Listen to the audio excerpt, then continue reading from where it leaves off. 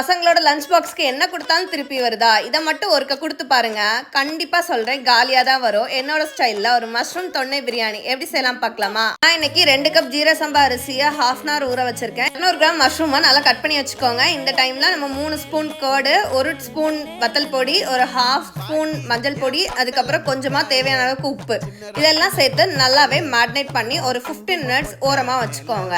அடுப்புல குக்கர் வச்சுட்டு ஒரு 4 டீஸ்பூன் நெய், கொஞ்சமா எண்ணெய் சேர்த்துட்டு நான் 2 வெங்காயத்தை நல்லா தின்னா சாப் பண்ணி வச்சிருக்கேன். அதையும் சேர்த்து நல்லா வதக்கிக்கோங்க. இப்போ நம்ம ஒரு மசாலா மெயினா அரைக்க வேண்டியது இருக்கு. அந்த மசாலா அரைக்கலாம். 1/4 ஸ்பூன் நல்ல மிளகு, 10 சின்ன வெங்காயம், சின்ன துண்டு பட்டை, ஒரு 3 கிராம்பு, ஒரு 3 ஏலக்காய், அதுக்கப்புறம் கொஞ்சமா கொத்தமல்லி, கொஞ்சம் புதினா, அதுக்கப்புறம் ஒரு சின்ன துண்டு இஞ்சி, 5 பல் பூண்டு, 4 பச்சை மிளகாய் நீங்க காரத்துக்கு ஏத்தால சேர்த்துக்கோங்க. இதை நல்லா மையா அரைச்சு வந்திருக்கோங்க. இப்போ நல்லா உள்ளி வதங்கி வந்திருக்கு. அந்த டைம்ல நம்ம அரைச்சு வச்சிருக்க பேஸ்ட் சேர்த்து ஒரு எண்ணெய் பிரிஞ்சு வர்றது வரைக்கும் நல்லா வதக்கிக்கோங்க.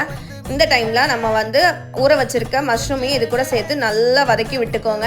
இந்த அளவுக்கு நல்லா எண்ணெய் பிரிஞ்சு வந்ததும் நான் 1 கப் அரிசிக்கு 2 கப் தண்ணி சேர்த்திருக்கேன். இப்போ தேவையான அளவுக்கு உப்பும் சேர்த்து நல்லா தண்ணியை கொதிக்க விடுங்க. இந்த டைம்ல நம்ம ஊற வச்சிருக்க அரிசியை சேர்த்துக்கலாம். இப்போ நான் மீடியம் ஃப்ளேம்ல ஒரு 4 மினிட்ஸ் தட்டு போட்டு மூடி இருக்கேன்.